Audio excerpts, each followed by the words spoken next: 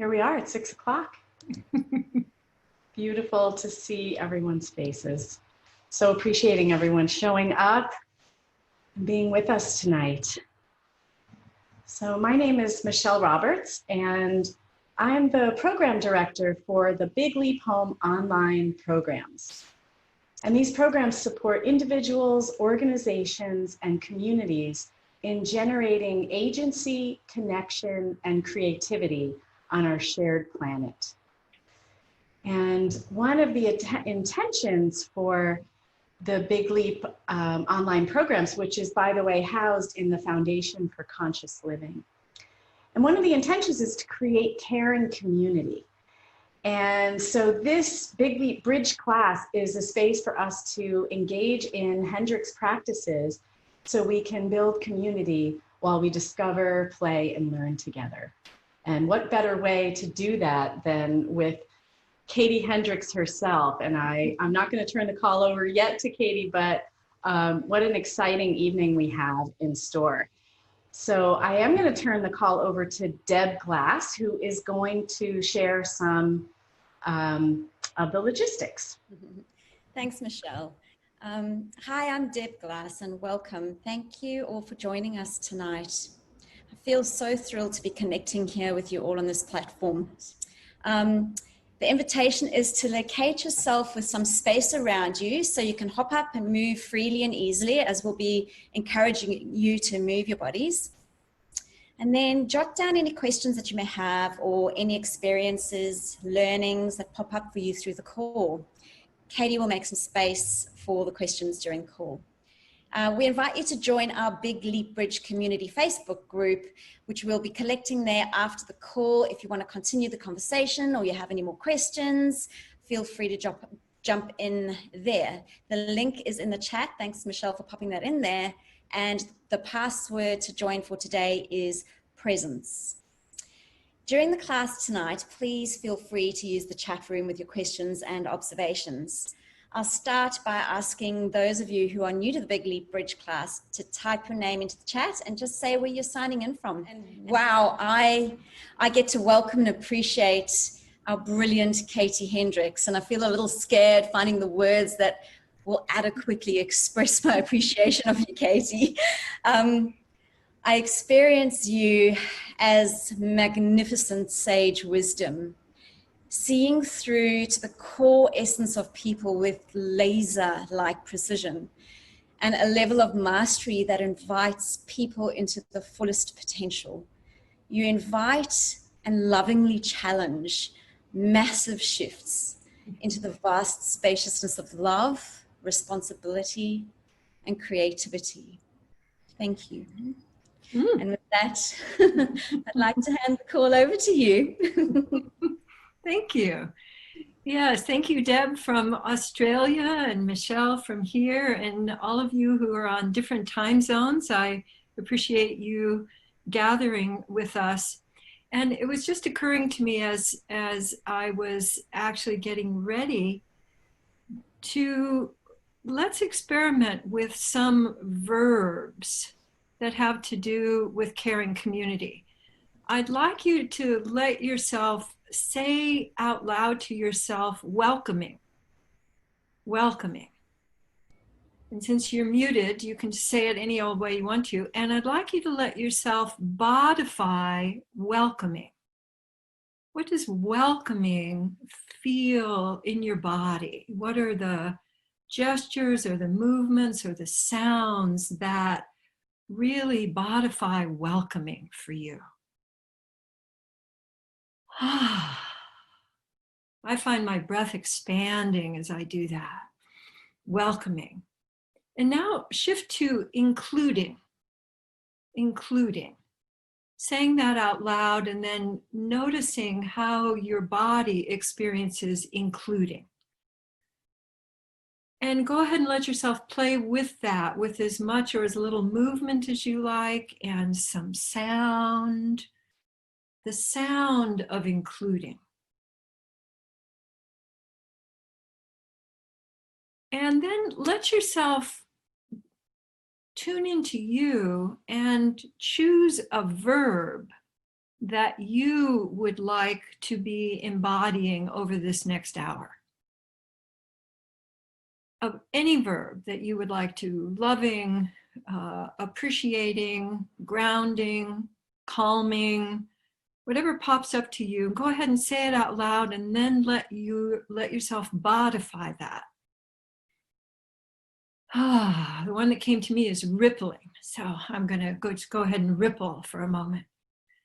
I'm a big fan of verbs because we're love in action. And that's best expressed by verbs rather than be, do, have. So one of the things that we often do in our seminars is have people choose 3 verbs to organize themselves around. So if you're going into a day and you're wanting to create something, or you run into an impasse, or you're going to meet somebody either on Zoom or with your masks on in public, what 3 verbs just light you up and give you a sense of expanding your dimensionality, expanding the possibilities, presencing yourself? One that I use frequently and that I teach is presence, connect, play. And everything we do is really a variation of those 3: presence, connect, play. So even our big subject for tonight, are you angry or are you scared? Let yourself, just as you're hearing that, apply your 3 verbs to that question. When you respond to that question, are you angry or are you scared, with your 3 verbs, what happens for you? And just notice that. My intention a little bit later on is to lead you through part of an exercise that I do in seminars. And so I want to invite you, if you haven't got something to write on or draw on nearby, just take a moment to get that so you'll be ready when we come to that place. It can be big or small, a whiteboard, a Post-it, whatever pleasures you.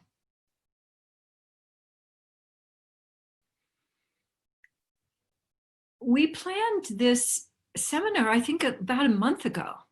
And who would know that seems pretty perfect for right now. The question of, are you angry or are you scared? And the difference in experience and the ability to connect from anger or from fear, recognizing and unwinding so that you can actually presence, connect, and play.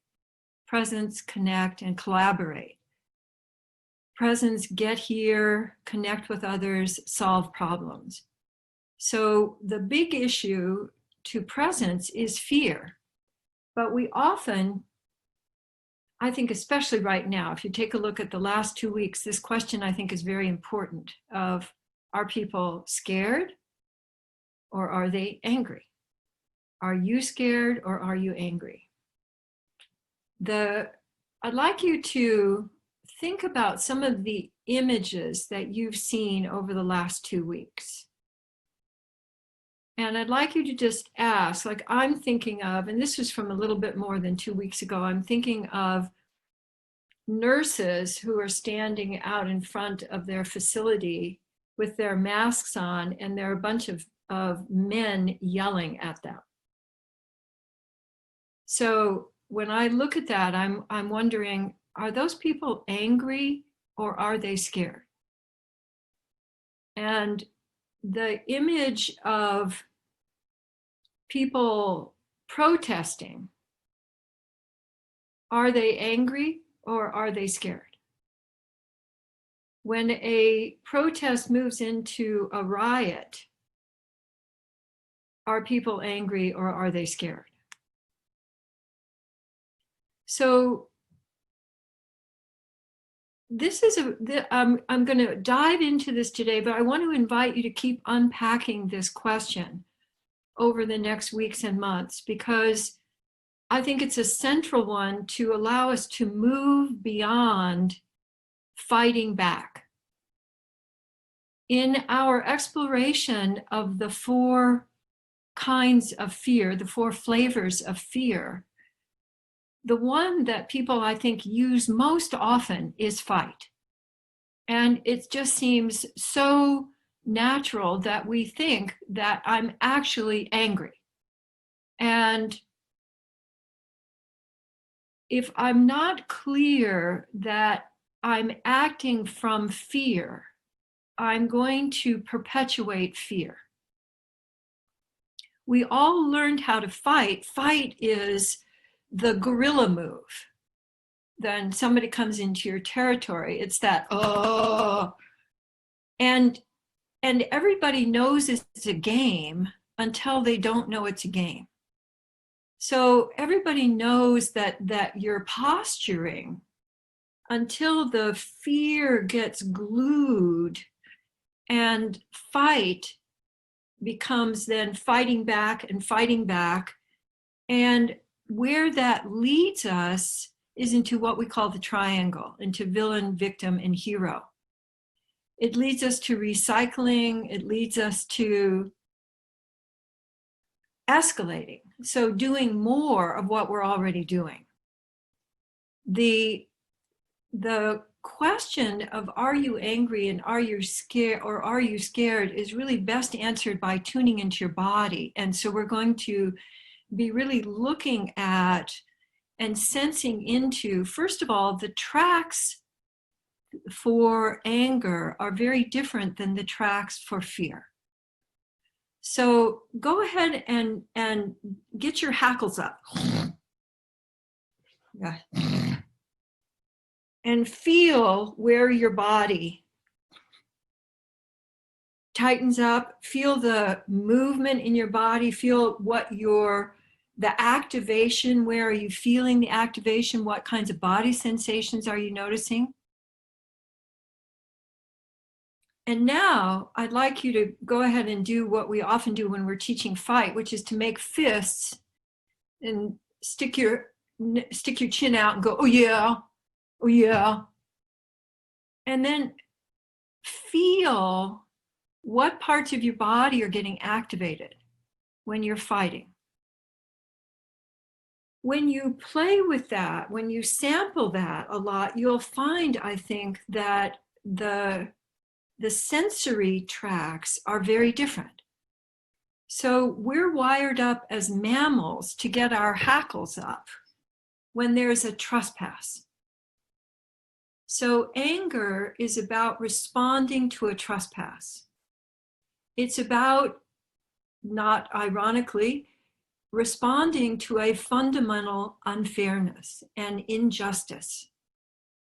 Whereas fear is based on that contraction, and it runs up the midline of your body. And I could feel that even when I was just making the fist, I could feel that kind of whoosh up the front of me. That lets me know it's fear, whereas anger starts in the middle of your shoulder blades. So anger, if you just pull your shoulder blades toward each other, it's sort of a modified military stance. So instead of shoulders back, bring shoulder blades together and feel what happens if you just hold that for a little while. I can get pissed off just by doing that. Pulling your shoulder blades is where your body first registers that you are angry. And we have scientific experiments on this, so we know that anger runs up the back of you, runs across your shoulders and into your jaw, the hackles. So when I do that, I'm not feeling much activation in the front of my body. So if that's not clear to you, and it's not clear to most people, this would be a really good thing to play with. Especially if you're responding to something, you want to know, am I angry or am I scared? Play with hackles and play with fight and notice which one resonates more with you. Because fight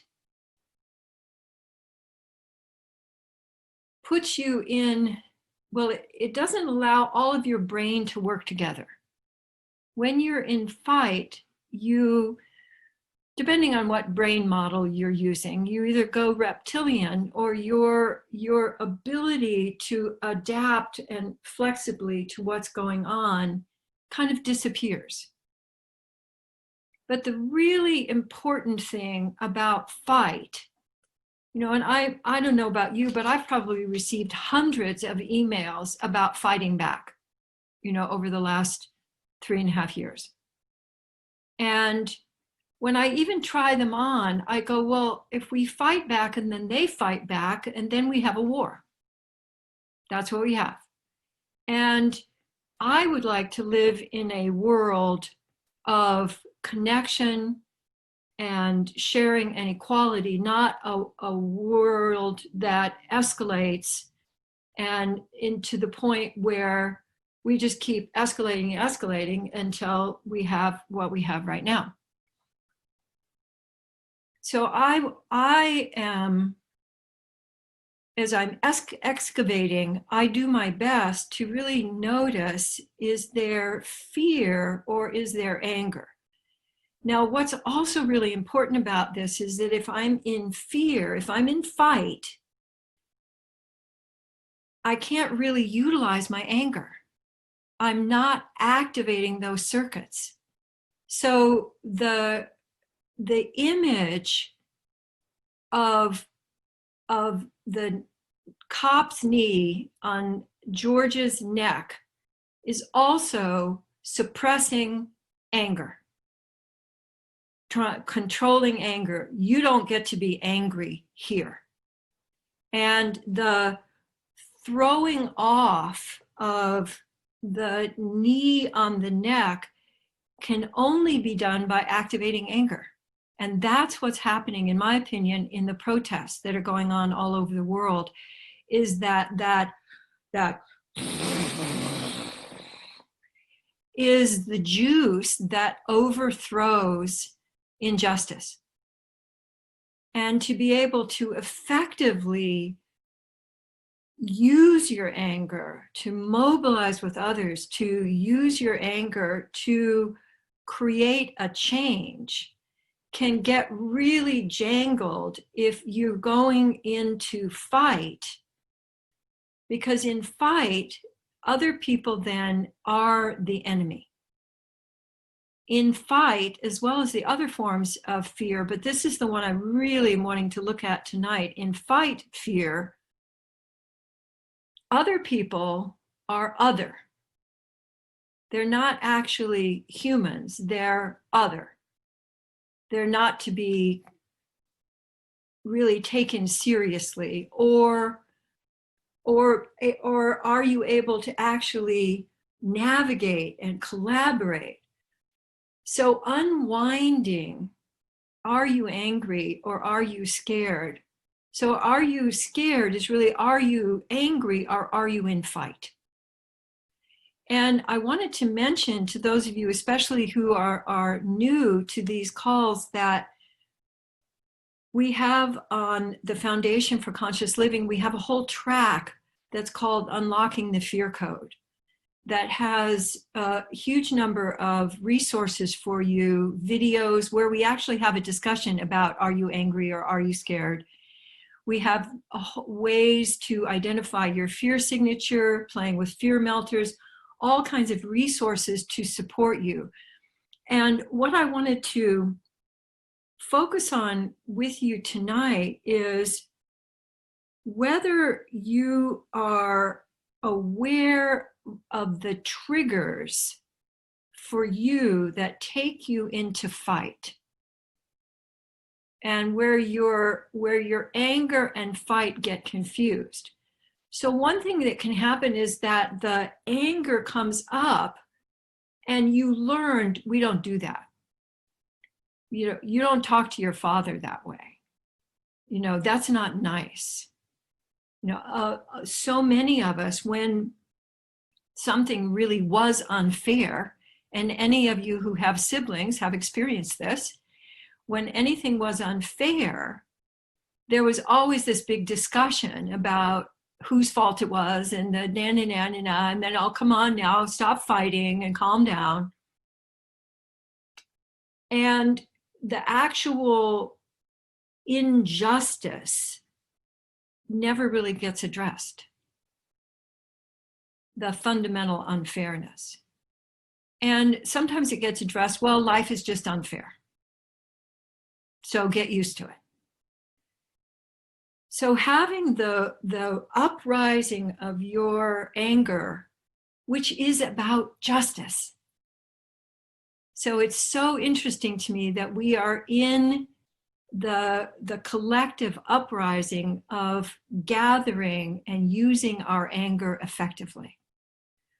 And there's research too that protests work, that the only thing that has ever really changed an unjust structure is the utilization of anger. And if you go into fear, what's going to happen is that you will unpresence. So rather than presencing and moving with your anger from a sense of here I am and I can feel my anger and I'm going to choose how I express it, you lose your ability to choose. So in fear, because other people are the enemy, you go into the fear response, which is pretty limited. You know, it's basically na na na and then escalation. Whereas when you're in anger, there's something that is really holy about anger, the fire of anger that can burn through injustice and the collective anger. I want us to befriend anger as well as befriending fear, because most people make anger wrong. So I'd like you to let your body just take on the posture that you would take on when someone made you wrong for being angry. It can be big or small. And just notice what happens if you're having that uprising anger and then you squish it. What can happen for a lot of people is headaches, shoulder tension, a kind of gritchiness, because it doesn't move through.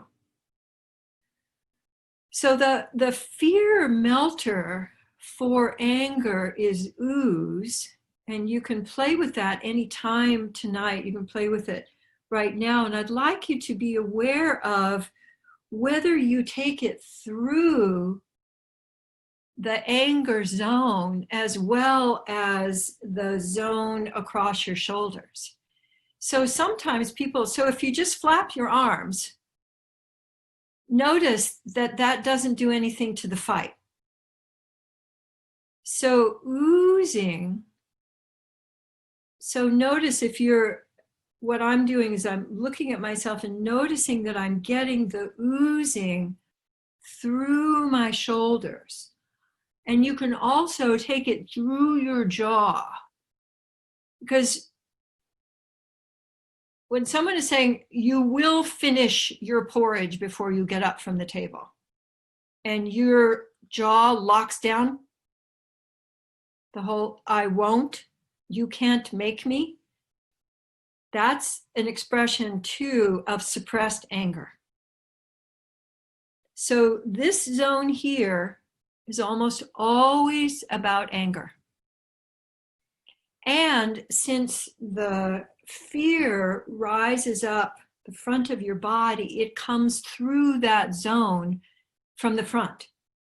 So when you do oozing, you both open up your ability to experience your anger, and you also open up your ability to befriend your fear. So I'm going to pause for just a moment and take a drink of water. I invite you, if something has come up that you have a question about, jot it down, because I'm going to take questions in the last 10 minutes. and I don't want you to lose it. So go ahead and just jot it down. And that could include your triggers. What would be cool is if you know that there's a certain trigger that you have, you can write it in the chat room. And, like when someone says to me, "Oh, that's really cute." Right? Or someone sends a letter that's made out to Dr. and Mrs. Hendricks. Ugh. Or when I'm out in public and I'm wanting to say something and someone turns away. Ugh. So or when you're sharing what you're actually feeling, what you're experiencing, and someone says, "Oh, no, you don't feel that way. That's stupid. That's silly." Yeah, so name calling, dismissing. So I want you to notice what are your anger triggers. And when you suppress your anger, it turns into fight. Fight can be really great if you know what you're doing and you're doing like a guerrilla. You're trying to get the person out of your space and you know what you're doing. Then you're really playing. But when you're in fight and you don't know you're in fight, you've lost your power to make a difference.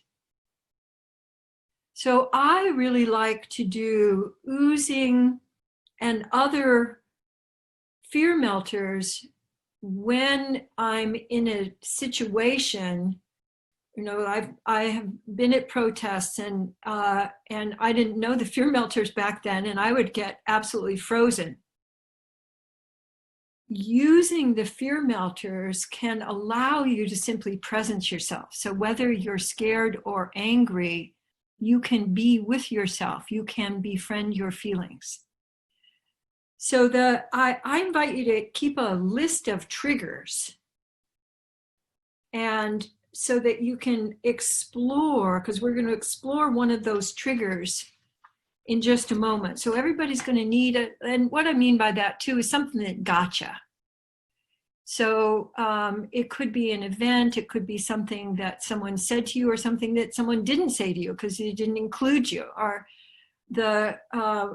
I'd like you to gather something that took you out of presence and that you felt like you wanted to fight back. So even the sense of wanting to fight back lets you know that you're in fear. And my sense is too that anger can be wrapped around with fear, that we can be afraid of our anger. Because almost everybody makes anger wrong. Like, "Oh, you have an anger problem," which is a not so subtle form of name calling. "Oh, angry, are we?" And, kind of a dismissing. Being able to act on your anger. The first time I experienced my anger moving me, I think I was in the 4th grade, and my teacher was shaming a boy in the class and name calling, and I found myself up. I was very shy too. I found myself up and saying, "You can't talk to him that way." And he stopped. This was an adult, I'm like 9 or something.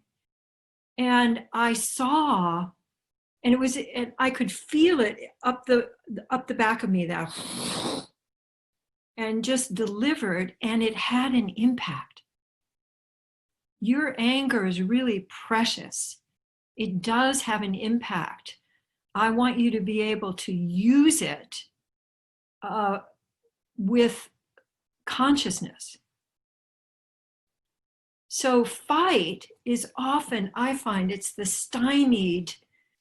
I can't really express. I haven't actually even learned how to express my anger because it wasn't allowed. So when you're playing with, are you angry or are you scared? It will give you a chance also to really befriend and love your anger, because that ability to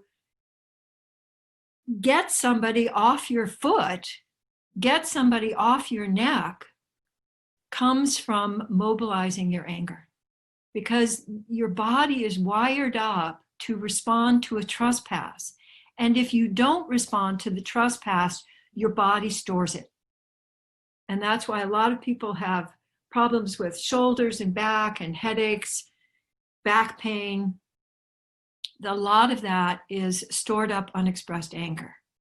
So as we're continuing to explore, I invite you to get willing to befriend and welcome your anger, and to welcome and face and befriend the fight that is keeping you from actually participating fully and freely. So I want to, I want to say just a couple of other things, and I want to lead you through this little activity. Here's the other thing about anger, is that it sneaks into other feelings that we have. So anger is part of guilt. So when you're feeling guilty, you're actually scared and angry. And it's all wrapped up together. When you're feeling hurt, that's a combination of sadness and anger. So we have many feeling combos, and if we can't really allow the flow of the feeling, presencing the feeling, we can't really access our full responsiveness, our ability to invent, our ability to mobilize and to make something different. We're all learning how to do that, and I'm very grateful to the responses that have been occurring around the globe over the last 2 weeks. This is new. This has not happened before. What is happening of people mobilizing their anger to deal with a centuries-old injustice. So on the way to feeling more freedom, I'm going to be sharing some questions from this handout that Michelle's going to be putting on the chat room for you. So you'll be able to download it.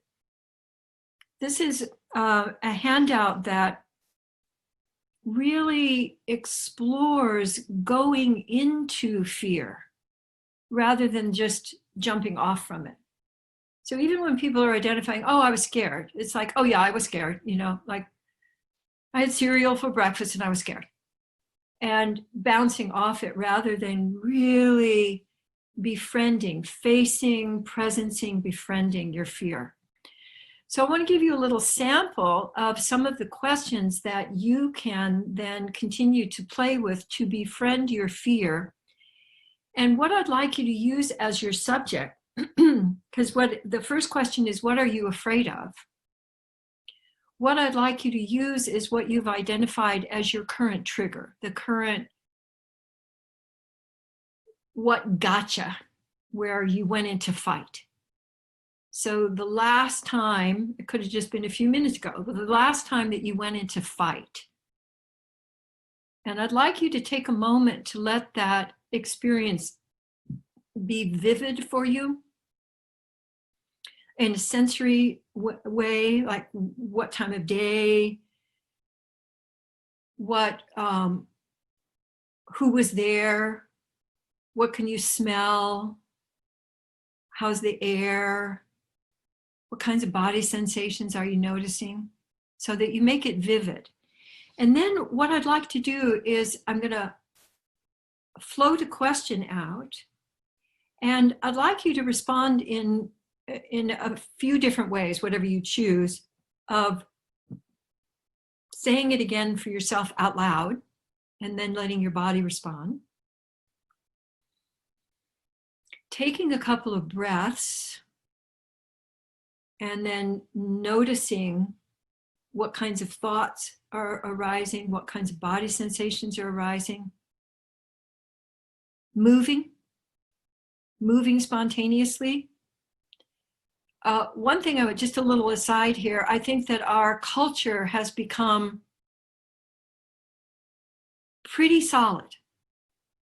Our leadership right now in the United States, I know some of you are not from here, and lucky you right now, our leadership is immobile.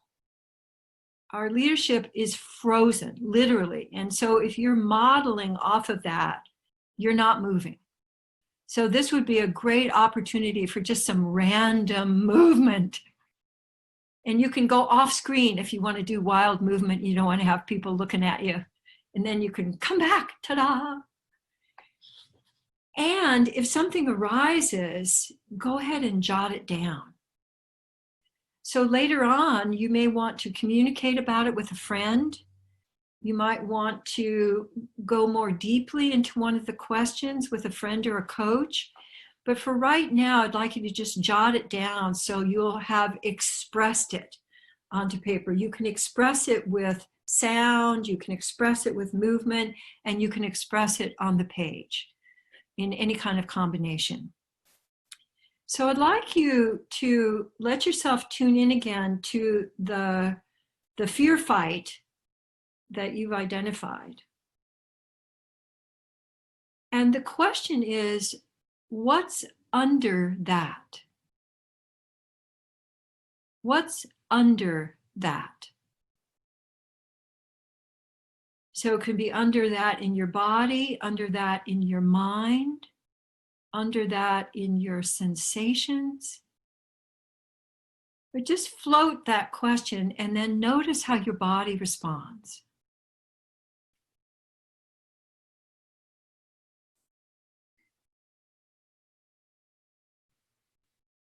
And then what's under that? So you might have landed on that next layer. Now ask yourself, and what's under that? I find the for me evokes curiosity. So I'm adding a little oozing and a little humming to, and what's under that? So you can always add any of the fear melters to these questions because they'll begin to unwind the fear signature that you learned earlier in life and give you more freedom of choice.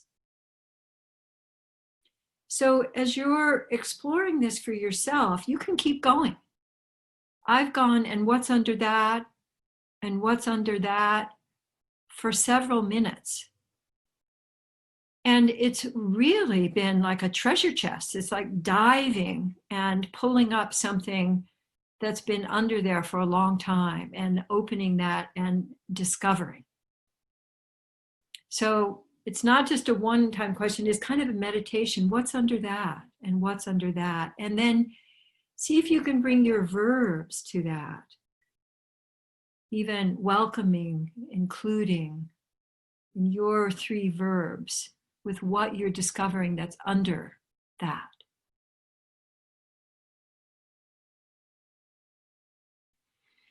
So I'm going to float another question.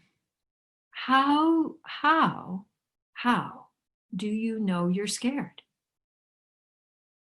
And specifically about this, so how with this item do you know that you're scared? What lets you know that you're scared?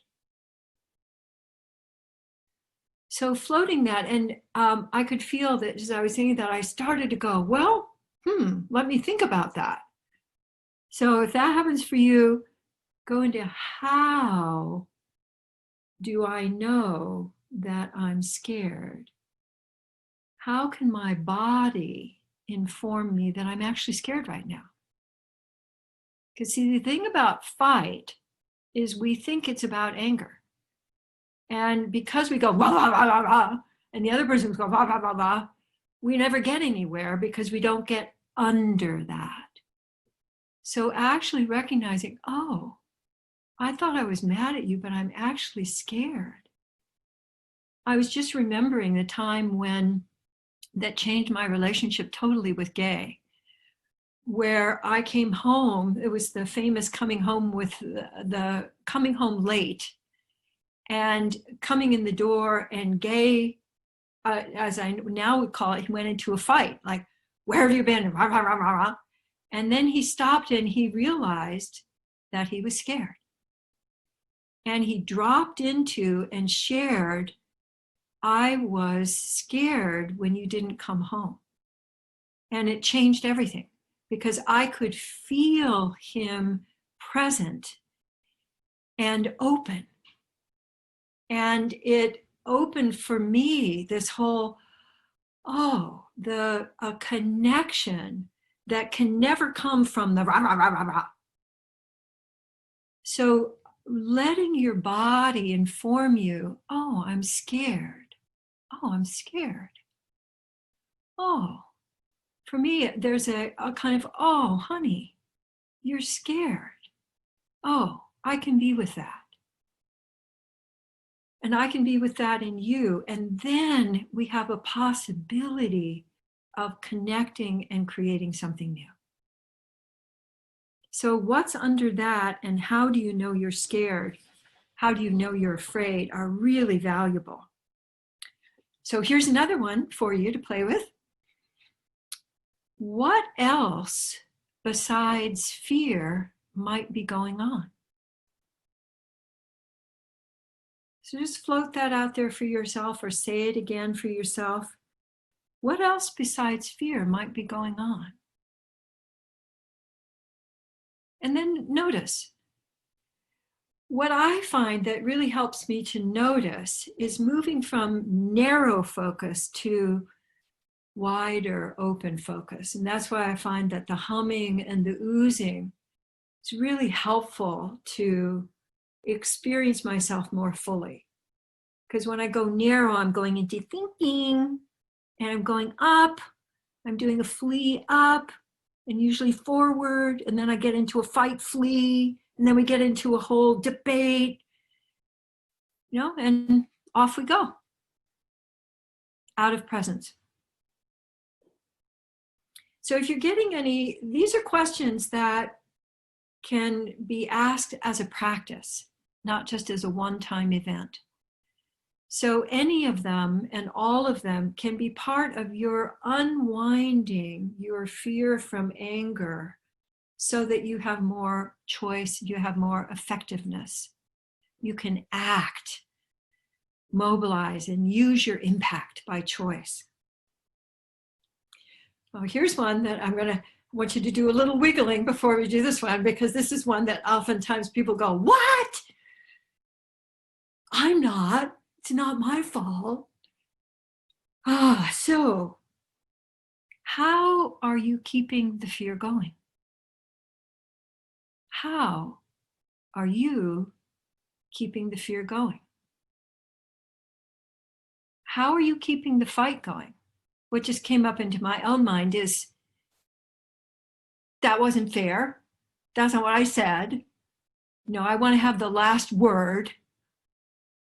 If you're going to fight with me, at least be correct about it. Yeah, exactly. So what's your own special recipe for keeping the fear going? And then again, just notice. Yeah, so any of the fear melters, sumo and wiggling and love scoops, which are kind of like welcoming. So anytime you get stuck, the fear melters are there to help open your body intelligence. Beautiful. Oh, here's one of my favorites. How can you turn the volume up and down? So how can you turn the volume of your fear up and down? Oh, I see a whole bunch of you stopped breathing. That's great. So that's one way to keep the fear going. But it's one of those, oh, how do I? Because you may not know. That's why I invite you to ask and then notice. Your body will give you answers. And sometimes I get my answers later on. I get my answers while I'm brushing my teeth or I'm in the shower. You know, you might be just, riding your bike and then, oh, something occurs, a connection occurs. So when you ask a question and you ask it from wonder, life will give you the answer. It just usually doesn't give it in the form that you think it should. But if you're open, life is going to be dialoguing with you and going, hey, here, hey, take a look at that. Ooh.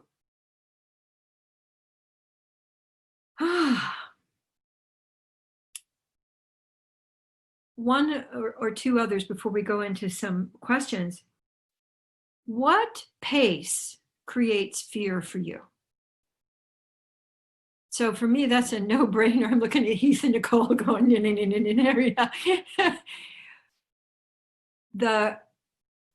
our society's pace creates fear. We're in a speed until this great pause. One of the things I have most appreciated is the adrenaline machine is turned off for a long time because there's no way to kind of So let yourself just experiment right now with speeding yourself up, speeding your thoughts up, speeding up, and then slowing down. And notice when you're speeding up, do you get more scared? And there's a certain place where when you speed up, you kind of get on automatic. Yeah, and I'm seeing a note here from Phyllis, too slow or too fast. So what we call essence pace, and by the way, there's a whole activity on the foundation website about how to find your essence pace, which I highly recommend because it's another way of unwinding fight and allowing anger to flow through you in a way that is effective. So one other thing I wanted to say about anger is that most people feel if I can just get it out, I'll pound on pillows or I'll yell or I'll throw things and then I'll get rid of it. Like anger is something that it would be better if we could just get rid of it. Anger will really, the deepest levels of anger need to be loved. So the way to mobilize and heal your anger is to presence. And presencing is really the same thing as befriending, of using fear melters, of oozing, of humming, of breathing. You're making space for your feelings, all of your feelings, and utilizing the wisdom that our feelings bring to us that have come from thousands of generations of experience. So your feelings are part of your intuition, but fear keeps you from really accessing that creative space at the center of you, which is why I am such a fan of both fear melters, but also the intention to befriend your fear, not to get rid of it. So befriending is right up next to loving. It's like sitting with a close friend on a swing and being with. And I wonder if you would be willing to be with fight the same way that you would be with a friend that you know you love. To be with that. No need to do anything. Just being with that. And as I even consider that, I can feel some louvers in my back, the ribs in my back beginning to move, and I feel an expansion. Because, you know, we're either protecting or growing, we're either folding up or expanding. And fight feels to me like a stuck gear, you know, like I'm not able to advance because I get stuck in between gears. Those of you who ever drove with a stick shift and you can't get it quite into the right gear, you're kind of stuck there in limbo, that's fight. And moving in any way is going to liberate the juice that gets caught up in fight. So these are some of my, I mean, just even asking, am I in fight or am I angry? I invite you to use that as a question that you then let your body is eager to answer that. Your body and life around you is eager to give you more information so that you can discover more of your agency, of your actual ability to choose. So, I, of course, have much more that I could say, but I want to make a space for questions that people have had that I might respond to. And I see Marion's hand, and what I'd like to, let's hear from you first, and then we'll hear from any chats, questions. All right, I'll try to be quick. Don't try to be quick. Please don't do that. Please. Just... Two questions. The first one was when you said something around like anger being useful. Yeah. And I would love to hear any more around the whole, you know, like the Martin Luther King quote about only love conquers hate and only light, darkness, and the whole being for, not against anything. So how do we... Yeah, so do you think that anger is an against? So while you're thinking about that, see, fight is an against. Okay. So what I'm making up is that that's an expression of fight, not anger. Anger is love in action. Okay. Like when people were toppling the Confederate statue over the side of the bridge, that was love in action. Yeah. Okay. All right. I concur, doctor. Okay. Question 2. Am I getting it? Am I flowing with you if it's like we catch ourselves in anger and then we go, oh, like, am I angry or am I scared? Is it like anger? There's nothing wrong with anger, of course. And what I'm sensing tonight is this thing of like, and find like the gay story of coming home, like really underneath that, are you scared? Yeah.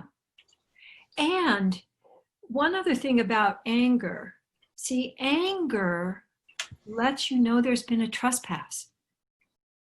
So what you can be looking for is what's the trespass? And it could be something I've done to myself. So I overrode. I was going to say something and I stopped myself. And so I trespassed on me and I'm angry at me. And when I identify the trespass, then I liberate the in my back.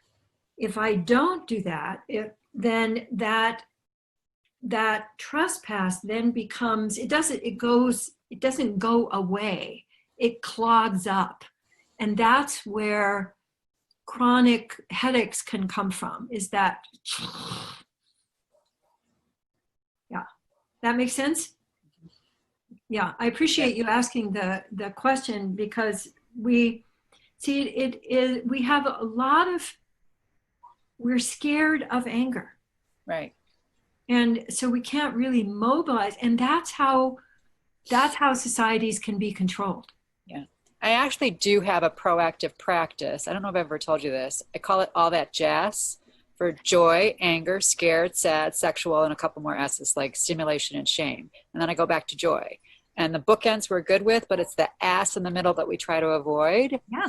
And so I have this practice of like being with and what color and smell and body move. And then at the end of each one, and I love my anger and I love my sad. And so. Yes, wonderful, wonderful. Yeah, because we've been talked out of our anger, and we've been it's controlled by fear for a very long time. So unwinding that, give yourself time to unwind. Katie, we have a couple questions in the chat. Yes, please. So Shay asked if you could please explain again what you described about George Floyd and the police in regard to fear and anger. So something around that. Okay, so the anger comes up the back and wants to be expressed. But any time that, it was most vividly with the knee on the neck, you're stopping the expression of anger. And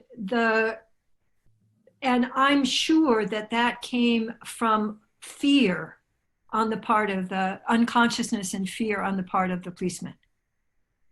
So the actual, it just occurred to me as we were, talking about anger, that what people who are oppressed, and there are some quotes on this that, for example, Ruth Bader Ginsburg talked about, we're just like you to get your foot off our necks.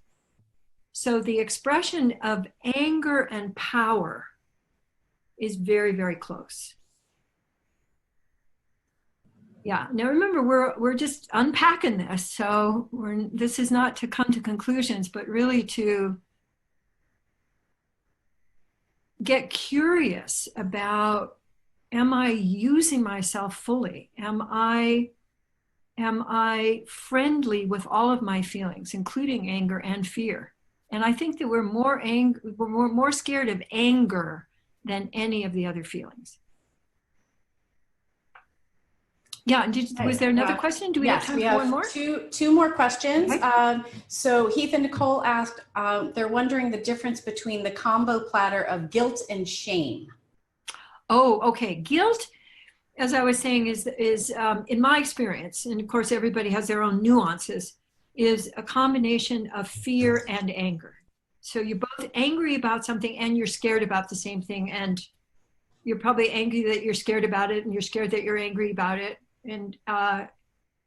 And shame has the addition of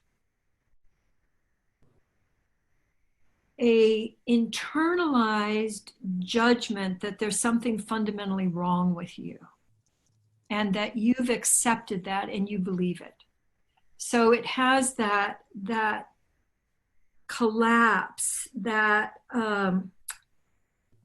that sort of disgust with yourself on top of the fear and anger. And it's a really tough one because you've been labeled and you've accepted that label. And it's like a version of original sin. You're just basically messed up. Nothing you do is going to make any difference. And that's another way that cultures have controlled people for eons. Shame on you. So that's my response to that. Thank you, Katie. I'm seeing that it is 7 o'clock, and though we have a couple more questions, what I'm going to invite anyone who has questions that weren't answered, please join us on our Facebook page. And I just popped the links, or I'm about to pop the links. I just did. And you can copy, I'm pretty sure you can copy the chat and keep it for yourself. The little dots at the bottom of your chat on the right-hand side, I'm pretty sure you can do that. And that way, because I've put a lot of really, really helpful links, like some that Katie has mentioned during this call, in there. And so you can join us. Deb and I will be over on the Facebook page for about 5 or 10 minutes after this call. So if you are on Facebook, you want to join us, that's great. You can also email us. So that's another way to get in touch, the email that comes with the registration. So Katie, oh my goodness, I so appreciate, what an amazing call and such an important time. Thank you all for being here. And I want to invite you to do one thing as we're ending. I'd like you to do a certain kind of appreciation. I'd like you to kiss your hand, and I'd like you to put it either on your anger zone or in your fear zone, and just appreciating your feeling, all of your feeling.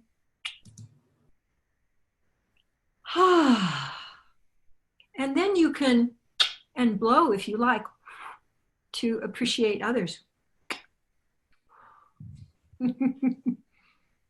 And thank you so much for being with us and for your interest in presencing, connecting, and collaborating together. Beautiful. Thank you so much. I'll just announce while Katie, you might leave, and I'm just gonna let everyone know that you can see Katie every Monday morning on our Loops and Scoops. And so this is a Monday call for 15 minutes with Katie Hendricks live every week. Check out the site, and we'd love to see you there. So thank you so much for joining us. Mwah. If you want to unmute yourself and say goodbye. Mwah, mwah. Goodbye, love to everyone. Love you. Good night. Bye. Bye, everybody. See you later. Thank you so much. Bye. Bye, everyone.